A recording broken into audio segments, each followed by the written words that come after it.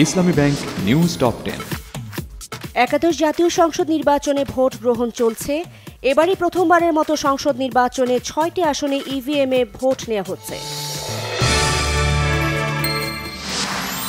বিচ্ছিন্ন কিছু ঘটনা ছাড়া নির্বাচন এখন পর্যন্ত সুষ্ঠু হয়েছে, জানিয়েছেন প্রধান নির্বাচন কমিশনার KM নুরুল হুদা। নির্বাচনের স্বাধীনতা সপক্ষের শক্তির জয় হবে আশা প্রধানমন্ত্রীর। সিটি কলেজ ভোট কেন্দ্রে প্রধানমন্ত্রীর ভোট প্রদান।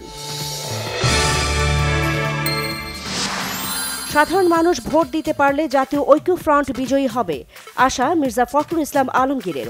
ঠাকুরগাঁয়ে ভোট প্রদান।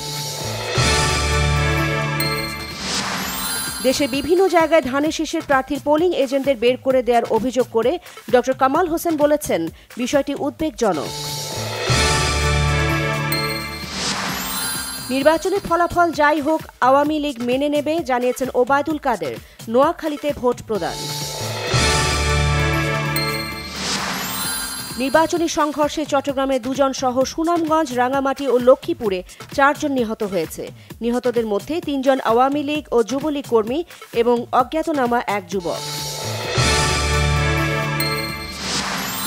পুলিশের আইজি জাবেদ পাটোয়ারি রাজধানী মগবাজারে ইস্পাহানি স্কুলের ভোট কেন্দ্র পরিদর্শনে যান। সাংবাদিকদের বলেন, চট্টগ্রাম, ময়মনসিংহ সহ বেশ কিছু জায়গায় পুলিশকে আহত করে অস্ত্র ছিনিয়ে নেওয়া হয়েছে। মেক্সিকো সীমান্তে দেয়াল নির্মাণের জন্য অর্থ না দিলে সীমান্ত পুরোপুরি বন্ধের হুঁশিয়ারি প্রেসিডেন্ট ট্রাম্পের। অস্ট্রেলিয়ার বিপক্ষে মেলবোর্ন টেস্টে জয়ের পথে ভারত, শেষ দিনে প্রয়োজন 2 উইকেট।